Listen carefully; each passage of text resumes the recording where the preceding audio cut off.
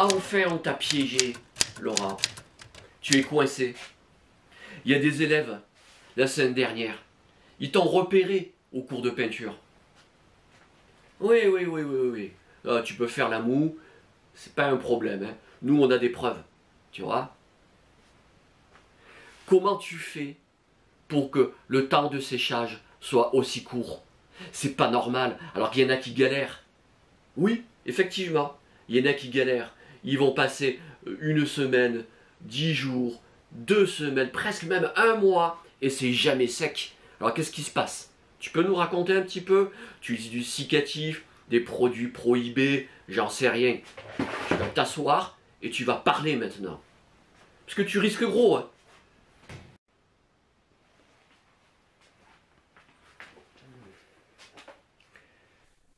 Non mais c'est faux, c'était la semaine dernière ou il y a 2 semaines que j'ai peint. Faux! Un de tes élèves t'a balancé. Il y a seulement 4 jours. Regarde, c'est déjà sec. Bon. Tu risques gros si tu ne parles pas. Ok, ok, j'y vais tout raconter, il n'y a pas de souci. Vous avez raison, il y a des moyens, il y a des moyens pour le séchage. Effectivement, c'est une question que beaucoup d'élèves me posent, et notamment aussi, il y a récemment, lors de la dernière vidéo, on m'a interpellé sur ça en me disant, ben voilà, j'ai un tableau qui ne sèche pas au bout de 3, 4 semaines, presque un mois, et je ne comprends pas pourquoi. Alors j'ai des élèves qui sont aussi dans ce cas, hein, un petit peu moins, mais régulièrement, c'est une question qui revient voilà, facilement. Alors, la peinture, surtout la peinture à l'huile, c'est de la chimie. Donc en fait, chimiquement, dans l'huile, il n'y a pas d'eau. Donc ça semble tout à fait logique, hein, il me semble. Donc il y a par contre plusieurs facteurs qui peuvent aggraver ou diminuer ce temps de séchage. Alors je vais quand même utiliser le terme de sécher, hein, même si évidemment il n'y a pas d'eau, ça je l'ai dit. Donc le premier facteur, ça va être l'épaisseur.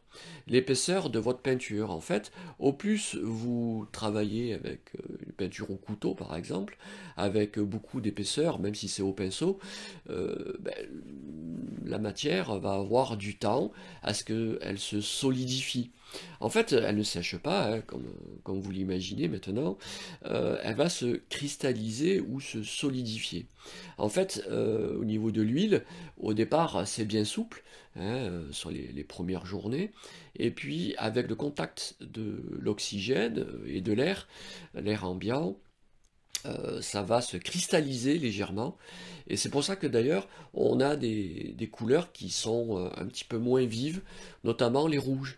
Ils sont très sensibles à cela. Après, il y a le médium que l'on utilise. Alors, dans la peinture à l'huile, hein, au niveau des tubes, on a déjà de l'huile incorporée, heureusement, hein, sinon ce serait complètement inutilisable. Donc cette huile, elle est plus ou moins abondante par rapport à des marques, selon certaines marques. Et puis selon certaines couleurs aussi. Par exemple, les couleurs de terre sont beaucoup plus sèches, euh, en général, par rapport à des couleurs comme des bleus ou certains rouges. Les blancs sont assez secs d'ailleurs, hein. Vous avez dû remarquer, le blanc de titane, il n'est pas très gras.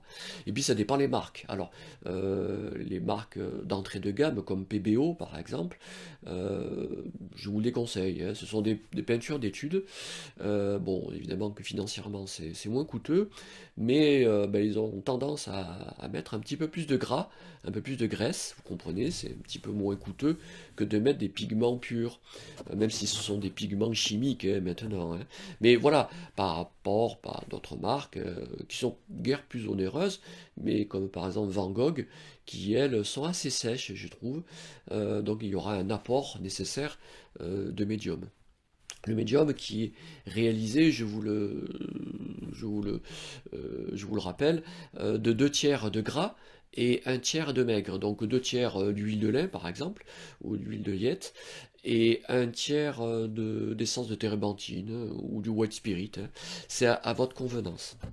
Il y a également un autre critère qui peut jouer, c'est le support. Le support que vous avez dessous, la toile, elle peut plus ou moins absorber la graisse, le gras, hein, et donc augmenter le temps de séchage ou pas. Donc ça, voilà, bon, c'est important, je le rappelle, aussi de bien préparer la toile, c'est très important. Il y a aussi les cartons toilés, hein. Donc c'est une toile qui est finement posée sur un carton. Alors le carton, ben, il a tendance à absorber le gras. Alors là, ça va être carrément l'inverse, hein. Les temps de séchage seront beaucoup plus courts, hein, que sur une toile montée sur un châssis.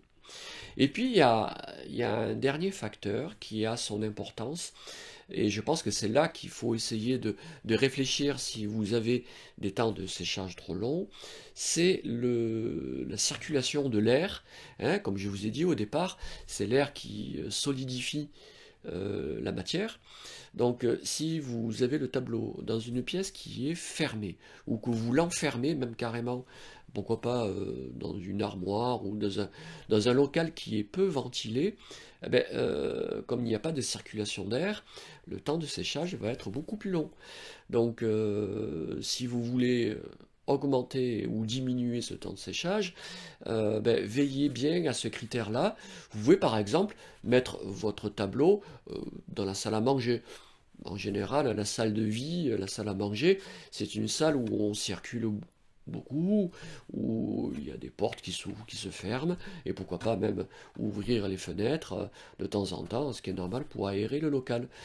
Donc le temps de séchage, vous voyez, ça dépend à différents critères. Et puis il y a aussi le cicatif, l'utilisation d'un cicatif. Alors, le cicatif, qu'est-ce que c'est?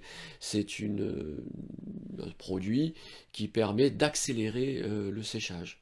Alors, faut pas trop insister quand même, hein, parce que si on utilise trop de cicatif par rapport à l'huile de lin, vous allez avoir des couleurs qui vont, en termes de séchage, des couleurs qui vont changer de teinte, notamment des blancs qui vont devenir un petit peu jaunes. Voilà, donc il faut faire attention, il ne faut pas abuser du cicatif. Mais vous pouvez apporter quelques gouttes, hein, ce sont quelques gouttes que l'on va poser dans le mélange. J'espère que cette vidéo vous aura convenu et puis vous aura expliqué un petit peu le temps de séchage. Il n'y a pas trop de mystère, c'est forcément de la chimie, vous avez compris. Mais voilà, en tout cas, j'espère que vous allez vous abonner, si c'est pas fait, à ma chaîne. Vous aurez des conseils réguliers de peinture. Et puis d'ici là, ben, je pense que je vais être sur le grill en train d'être encore interrogé. Voilà, c'est beaucoup, hein.